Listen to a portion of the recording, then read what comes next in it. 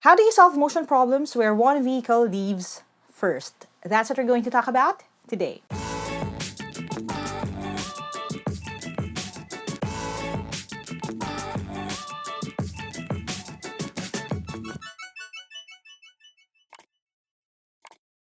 Hi there, thank you for checking out my channel. Thank you for clicking on this video. If this is the first video that you're watching from my channel, I make educational and motivational content. So if you don't want to miss any of my new uploads, don't forget hit subscribe and hit that bell icon. Now, like I said in the intro kanina, pag-uusapan natin ngayon ay part ng ating motion problems series. If you haven't seen the entire series yet, ilink ko na lang din dito sa taas.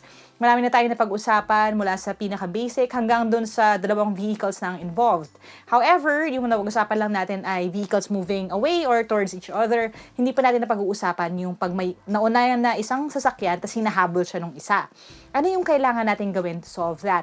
Yan ang topic natin ngayon. And if you want to help support this channel and our cause to democratize education in the Philippines, you can also check out our merch shop sa shop.teamlyqa.com.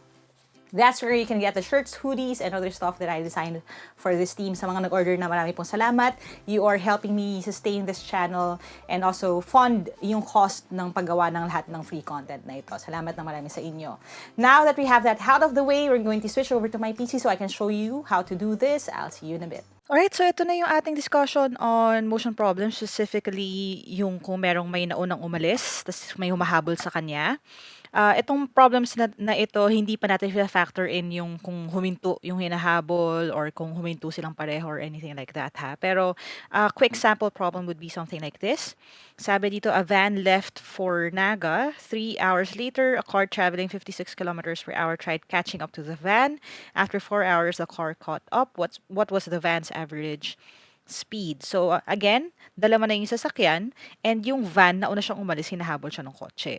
Now, just a quick little refresher, yung ating mga formulas. We already talked about na ang speed is equal to distance over time. Yan yung pinaka-basic natin na formula sa entire series na ito ng motion problems. And when we derive yung formula, we use the SDT triangle para makuha natin yung speed. I-cover mo lang to, you have distance over time. To get time, i-cover lang din natin to, you have distance over speed. And we have yung distance as speed times time. Kasi these are things that we're going to have to use later. Okay? Now, balikan natin yung tanong.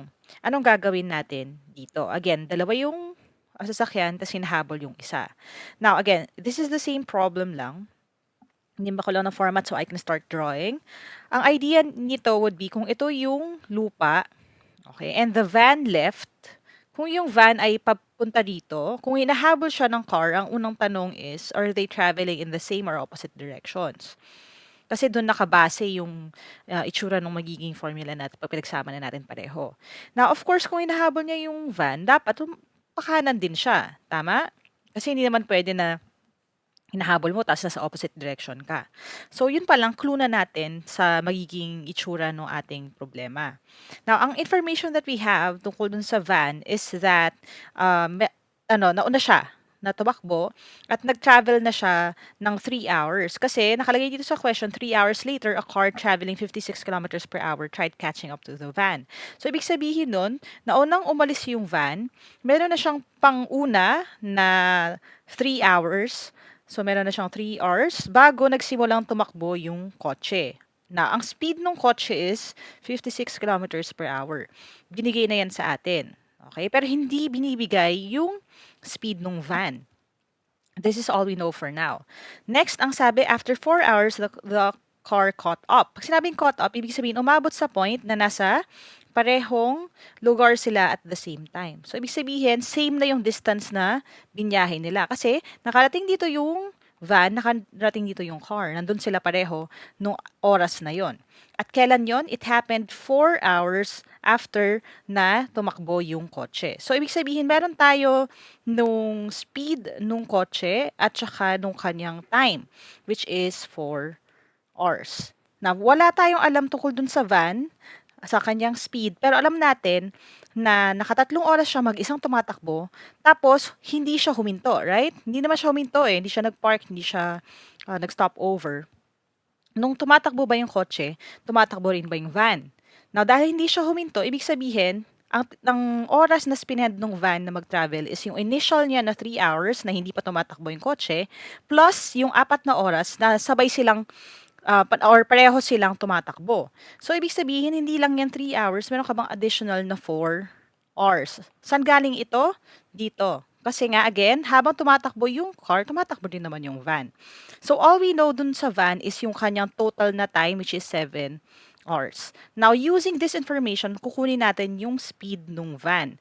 Now, dahil pareho naman sila ng tina-travel, alam natin na yung distance nila would be the same. Okay? So, meron tayo na yung distance na tinravel ng van, dapat equal siya sa distance na tinravel ng car. Okay? At dito natin kukunin yung ating equation. Doon muna tayo sa van. Again, hindi natin alam kung ano yung kanyang speed kasi distance is equal to speed times time. Now, alam natin na nag-travel siya ng initial na 3 hours plus yung 4 hours na tumatakbo yung van at tumatakbo rin yung kotse. Now, dito naman tayo sa side ng car. Alam natin ang kanyang speed ay 56. So, we already have that. Plus yung kanyang tinakbo na oras which is 4 hours. Lalagay natin dito. Okay? Tapos, isolve na natin ito. So, this will be 7. 3 plus 4 is 7. So, itong side na to ay 7x is equal to 56 times 4. Now, again, one thing that you could do when you're multiplying numbers like this, para hindi mo na siya kailangan i-rewrite na ganyan, tapos mag-cross-cross ka na ganon, would be to multiply 4 by 50 muna. So, you have 200, tapos 6 times 4, 6, 12, 18, 24. So, you have 224. Okay? That's just a quick, insight into how I multiply my numbers pagdating sa mga exams para ma-minimize ko yung need na mag-calculator if you're taking an exam that allows for that or para hindi ko na kailangan isulat uli ng hiwalay yun sa isa pa na namang part ng aking scratch paper. Okay? So, we have 224. So, divide lang natin siya sa 7. So, x is equal to, i-divide na natin siya. Some people, i-rewrite pa nila yan sa gilid. Ako, I like solving it here na lang. Okay, para mas visual, I'll do it. Pag nag-exam ako na nagmamadali, dito ko na siya, diyan ko na siya sinosolve. So, 22 divided by 7, you have 3 kasi 7, 14, 21. Tapos, meron kang remainder na isa. So, this will be 14. Yung natitira, 14 divided by 7 is 2. So, the answer is 32 kilometers per hour. Ang speed nung van is 32 kilometers per hour. Okay? But again, you can divide using this, pareho rin naman yung lalabas. Sa akin lang, any amount of time, kahit ilang segundo lang that I save, malaking tulong yun kasi kung nagmamadali ka sa exam. Okay? Now, here's another type of problem that you can expect to encounter. We have Rick and Rico. Sabi, Rick left Taytay traveling 83 kilometers per hour. To catch up, Rico left sometime later, so hindi sinabi kung ilang oras yun, no? Driving at 92 kilometers per hour. Sabi, Rico caught up, so nag-abot din sila after 3 hours. How long was Rick driving before Rico caught up? Okay, yung mga maliliit na mga words na yan, like before, later, all of these, they will actually change the tone ng ating problem. So, hihimay natin to. Okay? Again, it's the same problem. Nilipat ko lang para pwede tayo mag-drawing. Again, naghahabulan sila. So, it's going to be them traveling in the same direction. You have Rick and Rico. Now, what we have here is yung speed agad ni Rick. Sinabi na agad. Hindi na nagpatumpik-tumpik pa. So, you have 83 kilometers per hour. Tapos, si Rico naman, ang speed niya naman ay 92 kilometers per hour. Now, ang sabi sa problem is, hindi natin alam kung ilang oras na unang nagta-travel si Rick. Yun ang hinahanap eh. How long was Rick driving before Rico caught up? Hindi natin alam yung total na oras na tumatakbo si Rick. But, alam natin that yung oras naman ni Rico is 3 hours. Bakit? Kasi, 3 oras lang siyang tumakbo at inabutan niya na agad si Rick. Okay? So, ibig sabihin nito again, yung distance ni Rick, parang kanina lang din, ay same sa distance na tinravel ni Rico. Now, ano information ang meron tayo? Hindi natin alam kung ano yung initial na tinakbo na oras ni Rick, pero alam natin na habang tumatakbo si Rico ay tumatakbo din siya. So, ibig sabihin yung 3 hours na ito, tumatakbo rin siya sa taas. May 3 hours na rin dyan. But hindi natin alam yung unang unang parang give chance to run na ginawa kay Rick. So, dadagdag pa natin yung x. Ito yung actually magiging time ni Rick dun sa ating equation. Okay? Again, bakit x? Yung x dito being yung oras na tumatakbo si Rick na hindi pa gumagalaw si Rico. Kasi nauna siyang umalis eh. 'Di ba? Hindi natin alam kung gaano katagal. So, now that we have this, we'll put it in yung ating equation form. Sa distance ni Rick, we have yung speed niya which is 83 times yung time na again nilagay natin as x plus 3, x being yung time na mag-isa siyang tumatakbo, tapos yung 3 yung kasabay niya na si Rico bago siya naabutan. Tapos and then dito sa side na to we have yung speed naman ni Rico which is 92 times yung kanyang time which is 3 hours. Okay? So, solve lang natin ito. 83, distribute natin siya dyan. You have 83x. Tapos, 83 times 3, 1624 plus 3 times 3. So, you have 249. Again, what I did there is just 80 times 3. Tapos, 3 times 3. Tapos, pinagsama ko lang sila after. Okay? So, you have 83x plus 249 is equal to 92 times 3. Again, we're going to do the same thing. 9, 18, 27. So, 270 plus 2 times 3, which is 6. 276. So, we have it like that. Now, again, ang ginagawa lang natin dito is just solving it using yung rules ng equality or ng pag-cancel at pag-transpose. The goal here would be to keep yung ating x as much as possible, dapat positive siya para hindi tayo mahirapan later on. Yun lang yung gagawin natin. Okay? So, iiwanan ko yung x dito sa side na to. We have 83x is equal to 276. Tapos, ima-minus natin yung 249. Okay? So, now we have 83x is equal to, subtract lang natin yan, 249. Doon sa 276, you have 27. Di-divide natin both sides by 83. So, x, para makakancel kasi ito, 27 divided by 83.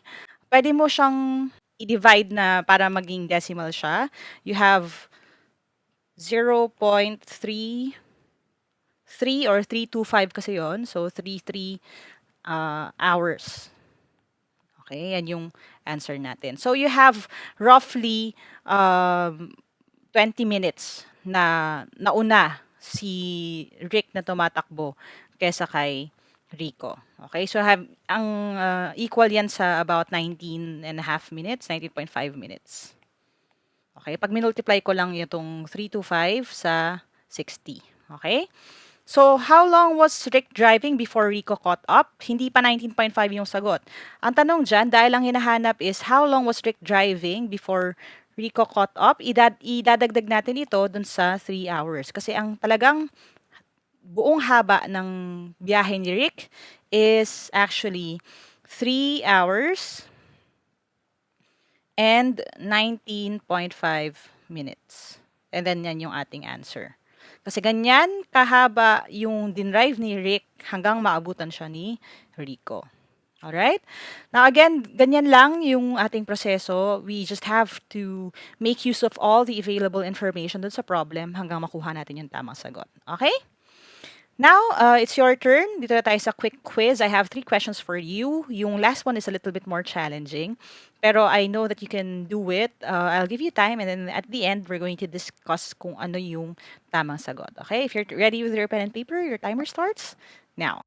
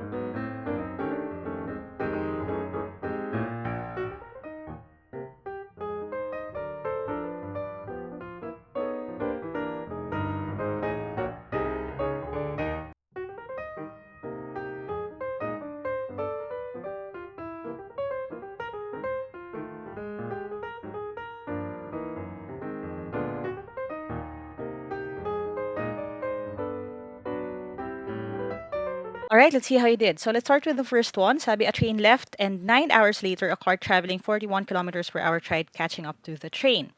After 3 hours, the car caught up. What was the train's average speed? So again, naghahabulan sila. They're traveling in the same direction. You have yung train and yung car. Now, what do we have as information? Ang sabi, naunang umalis yung train. Tapos 9 hours later, dun umalis yung car. So, ibig sabihin nun, nauna na yung train, meron na siyang paunang 9 hours bago tumakbo yung car. Na ang speed naman ng car, binigay sa atin is 41 kilometers per hour. Now, ilang oras bumiyahe yung car? Ang sabi, after 3 hours, the car caught up. So, ibig sabihin nun, ang binyahe lang na oras ng car is just yung 3 hours. But, dahil hindi naman huminto yung train, hindi sinabi na nag-stop over siya, ibig sabihin, tumatakbo rin siya ng additional 3 hours. Again, dito nang galing yan, kasi kung 3 oras siya tumatakbo, hindi naman siya huminto, meron din siyang 3 oras sa taas. So, ibig sabihin, ang total nito will be 12 hours. Now, hindi natin alam yung speed niya, yun ang hinahanap. Now, gagawin lang natin yung formula natin on yung distance. You have yung distance na kinover ng train, dapat equal siya dun sa distance na kinover ng car. Okay? So now, dito sa side na to sa left, you have yung information sa train, hindi natin alam yung speed niya, yun ang inahanap, yun ang ating x.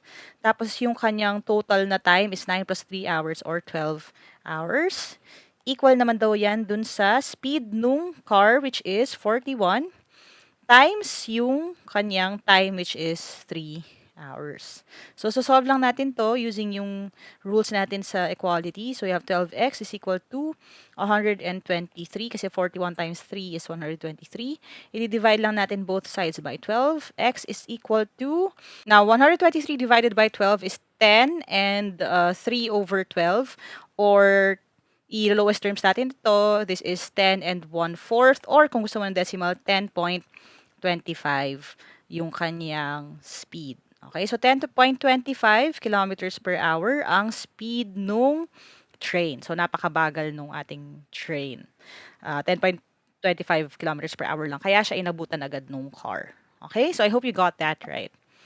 Now, dito tayo sa number 2. Sabi, Renzel left Laguna traveling 61 kilometers per hour. To catch up, Mike left sometime later. Again, hindi natin alam kung gaano katagal yan. Driving at 70 kilometers per hour. Mike caught up after 9 hours. How long was Renzel driving before Mike caught up? So, again, kaway-kaway lang kay Renzel. Thank you for leaving that name dun sa ating last video. If you want me to give you a shout out or use the name of any of your friends or yung mga loved ones ninyo sa susunod na mga videos natin, just leave them sa comments sa baba para magamit ko sa susunod na mga example. Okay? So, hi Renzel, and isolve na natin ito. So, it's a lot like yung second problem natin kanina. We have Renzel traveling like that, tapos hinahabol siya ni Mike. Okay? Na ang speed ni Renzel, binigay na natin, is 61 kilometers per hour. Tapos si Mike naman, ang kanyang speed ay 70 kilometers per hour. Na ang sabi, 9 hours yung tinakbo ni Mike bago siya nakaabot. So, that would be 9 hours. Tapos si Renzel may paunan na uli. Pero hindi natin alam kung ilan yun. Pero dahil hindi siya uminto, meron din siyang 9 hours. Match sila. Plus yung initial na x. Okay? At dahil nag-abot sila, ibig sabihin, ang formula natin would be yung distance ni Renzel equal siya sa distance na kinover ni Mike. And if you fill in lang natin yung blanks dun sa binigay na information. You have 61 times yung time, magiging x plus 9. Again, x being yung binabiyahe niya nung mag-isa lang siyang tumatakbo, plus yung 9 ni Mike nung sumama na siya, or nung tumatakbo na rin siya. Equal yan dun sa kay Mike naman na information, which is 70 kilometers per hour ang kanyang speed, times yung 9 hours na binigay sa ating problem. Okay, so i-multiply lang natin ito. Again, i-distribute natin 61. You have 61x plus, and then you multiply 61 and 9. Now, another way for you to multiply pag 9 ay actually i-multiply na lang siya sa 10 tapos i-minus mo na lang siya. Ano ibig sabihin ko doon? You have 61 times 10, 610. Tapos i-minus ko na lang yung 61 dun sa 610. So, the answer would be 549. Tapos equal daw siya sa 70 times 9. That would be 630. Tapos, isosolve ko na lang yung ating, or hahanapin na lang natin is solve na lang natin 4x. So, we leave x dito sa left side para positive siya. 61x is equal to 630 minus 549. So, ima-minus lang natin yung 549 sa 630. That would leave us with 81. Tapos, 61 ito. 61x. I-divide lang natin both sides by 61. X is equal to 1.33 or 1.327 kasi siya. So, ibig sabihin, nauna nang tumatakbo siya ng 1.33 hours bago nagsimula yung 9 hours na pinibilang natin kay Mike. So, idadagdag ko lang ito doon sa 9 para malaman natin yung total na binyahe niya. You have now 10.33 hours. Or, kung gusto mong gawing minutes siya, pwede nating gawing, i-multiply lang natin sa 60 yung decimal which is 0.327.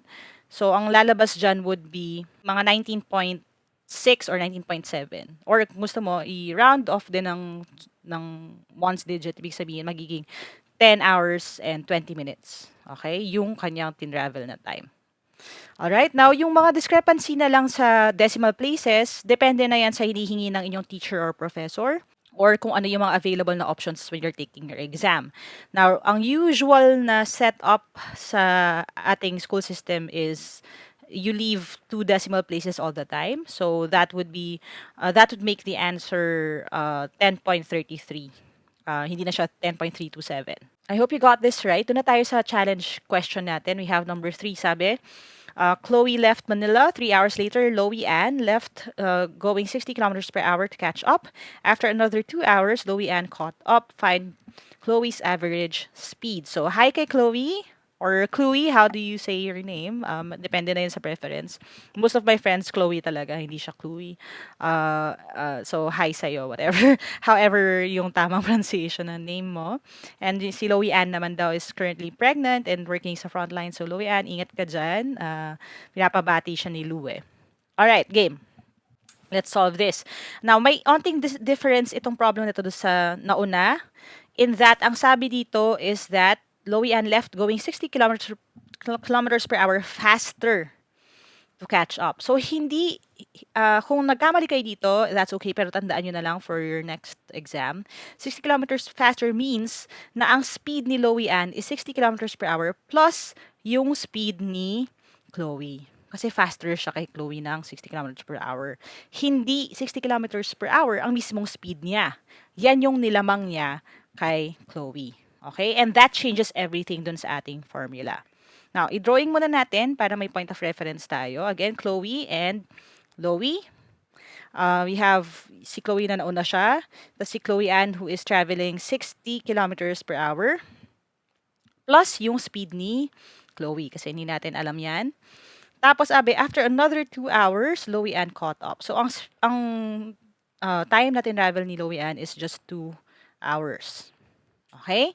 Now, yung kay Chloe, again, meron siyang initial na time, which is yung 3 hours later, kasi nauna siya, tapos 3 hours nagsimula. 3 hours na siya tumatakbo bago nagsimulang bumiyahe si Loie Ann. So, you have 3 hours, yung initial, plus yung 2 hours na tumatakbo siya kasabay ni Loie Ann. So, ang kanyang time ay 5 hours. Now, hindi natin alam kung ano yung speed niya. In fact, yun yung hinahanap. Find Chloe's average speed. So, isusulat na natin yung ating formula. You have the distance covered by Chloe equal siya sa distance covered by Loie Ann. So, ilalagay lang natin x yung speed ni Chloe kasi hindi natin alam. Tapos, times yung kanyang time na tinravel. 3 plus 2 is 5. Again, kaya 3 kasi yung initial. Tapos, 2 nung kasabay na niya si Loie Ann. Next, ito na tayo dun sa speed naman ni Loie. We have 60 plus yung speed ni Chloe na hindi natin alam. Pero sabi natin dito, siya yung x. So, gagawin natin 60 plus x. Tapos, i-multiply natin dun sa 2 hours na bumiyahe si Loie Ann. So, solve lang natin ito using yung rules again. 5x is equal to, didistribute natin to. We have 120 plus 2x. Itatranspose natin yung 2, ililipat natin sa kabila para manatili siyang positive. We have 5x minus 2x is equal to 120. So, this is 3x is equal to 120. Divide natin both sides by 3 para makancel natin ito. Tapos we have x is equal to 40. So the answer is, ang speed ni Chloe is 40 kilometers per hour. Now, para makasigurado tayo, just to check, tingnan natin kung anong mangyayari kung 40 talaga ang speed ni Chloe. Now, kung 40 ang speed ni Chloe, ang magiging speed ni Chloe ay 60 plus 40 or 100. Now, if you notice, ang 40 times 5 is 200 at ang 100 times 2 is naman 200 din. So, equal sila. Tama talaga tayo. Ang speed talaga ni Chloe is 40, which makes yung speed ni Chloe 100 kilometers per hour. Mag-ingat kayo kasi minsan sa mga problems, lalo sa mga aptitude exams, UPCAT, LAE, PhilSat, ganyan, civil service, dito nagkakatalo kung kaninong pangalan yung nilagay dito. Kasi some people assume right away na yung kay Chloe ang hinahanap. Pero kung kay Chloe na speed yan, hindi 40 ang sagot. Ang magiging sagot would be 100. Okay? So, ingat lang kayo doon. And if you got all of these correctly, that's great. If you didn't, that's okay. I'll be posting more questions na lang on my Instagram account. So, if you don't follow me yet, follow me at Lyqa Maravillo on Instagram. Doon sa ating quick quiz function. Doon sa ating Instagram story. I'm also posting new questions din or revamped questions doon sa Team Lyqa Instagram account. So, you can also follow that at Team Lyqa naman on Instagram. And of course, I'm posting daily videos on math, English, pati mga motivational tips and advice sa ating TikTok channels at Lyqa Maravilla and at Team Lyqa. Alright guys, see you online. Alright, I hope you learned something today. If you did, click thumbs up. Make sure that you share this video with your friends na mag-exam din sila. That way, mas marami tayong matutulungan. And as always, if you want to reach out to me directly, get the reviewers that I made, or join the online or live review events, you can go to www.facebook.com/Team Lyqa. Thank you so much for watching. And as we always say sa channel na to, never stop learning. Aja, kaya niyan. I'll see you in my next video and bye for now.